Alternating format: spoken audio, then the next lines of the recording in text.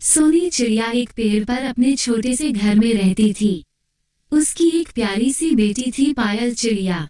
एक दिन सोनी चिड़िया जब दाने की तलाश में जा रही थी तो रास्ते में उसे कुटकुट कबूतर मिला। कुटकुट कबूतर, अरे सोनी बहन, सुबह सुबह कहाँ जा रही हूँ?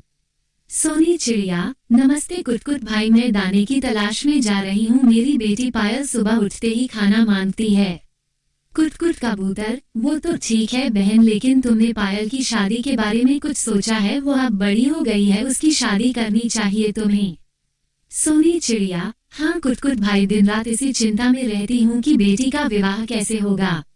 कुटकुट कबूतर, मेरी नजर में एक चिड़िया है, उसका बेटा अपनी पायल बेटी के लिए ठीक रहेगा, तुम कहो तो मैं बात करूँ।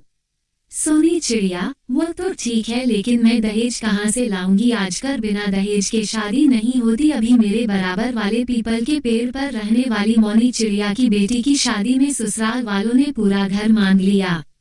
मैं कहाँ से लाऊंगी यह सब? कुटकुट कबूतर, बहन तुम उसकी चिंता मत करो, मैं बात कर लूंगा, तुम बस शादी के लिए हाँ कर दो। सोनी चिड़िया, ठीक है, जैसा आप ठीक समझे। कुछ दिन बाद सोनी चिड़िया अपनी बेटी पायल की शादी कर देती है। शादी के बाद पायल चिड़िया अपनी ससुराल जाती है। वहाँ उसकी सास सपना चिड़िया बहुत तेज थी। सपना चिड़िया, सुन बहू, तुझे पूरे घर की सफाई करनी होगी, उसके बाद मेरे लिए दाना लाना होगा, मैं तो कहीं जाती नहीं हूँ। और हाँ, इधर उधर मत घूमना, सीधा दाना लेकर मेरे पास आना।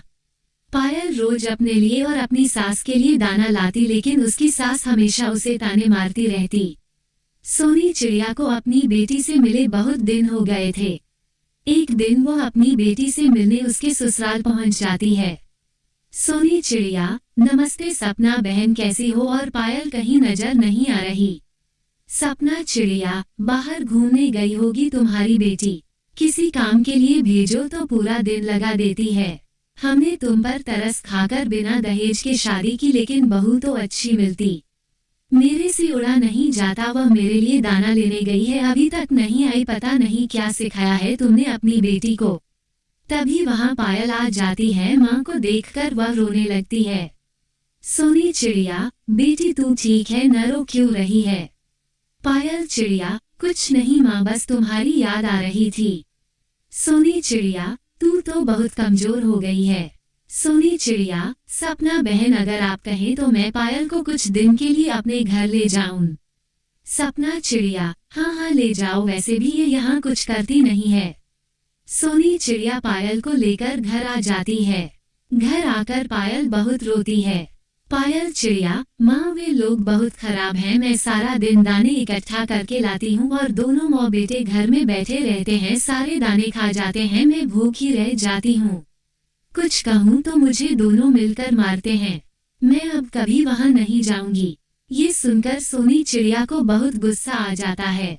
वो उसी समय कुटकुट कबूतर के पास जाती है। कुटकुट कबूतर, अरे सोनी बहन, बहुत दिनों बाद आई, सब ठीक तो है? सोनी चिड़िया, कुटकुट भाई, आपने कहाँ फंसा दिया? मेरी बेटी की किस्मत फूट गई, उसके ससुराल वाले उसे मारते पीटते हैं। मैं तो उसे अपने घर ले आई। कुटकुट कबूतर, ये क्या कह रही हो बहन, मैं अभी उनकी खबर लेता हूँ। कुटकुट कबूतर उनके घर जाता है। कुटकुट कबूतर, तुम दोनों माँ बेटे को शर्म नहीं आती? खुद घर में पड़े रहते हो और पायल बेटी को मारते पीटते हो। मैं आज ही जंगल के राजा से तुम्हारी शिकायत करता हूँ। ये कहकर वह जंगल के राजा मिट्ठू तोते के पास जाता है। उनसे शिकायत करता है। मिट्ठू तोता दोनों माँ बेटे को जेल में डाल देता है। जेल में बैठकर दोनों रो रहे होते हैं। तभी पायल मिट्ठू तोते के पास जाती है। पायल चिड़िया, महाराज, मेरे पति और सास को छोड़ दीजिए। मिट्ठू तोता दोनों को बुलाता है।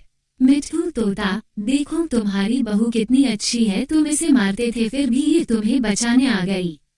सपना चिड़िया, बहू मुझे माफ कर दे। पायल चिड़िया, नहीं माँ जी, आप बड़ी हैं, मुझसे माफी मत मांगिए। दोनों माँ बेटे पायल चिड़िया को घर ले आते हैं और पूरा परिवार खुशी खुशी रहने लगता है। आपको ये कहानी कैसी लगी हमें कमेंट कर जरूर बताएं। इसी तरह की अच्छी कहानियाँ आप यहाँ पर पढ़ सकते हैं। यहाँ उपस्थित शिक्षाप्रद कहानियाँ आपका मनोरंजन करने के साथ दिशा भी देंगी। तो बने रहिए हमारे साथ और हमारे प्रयास को सफल बनाएं।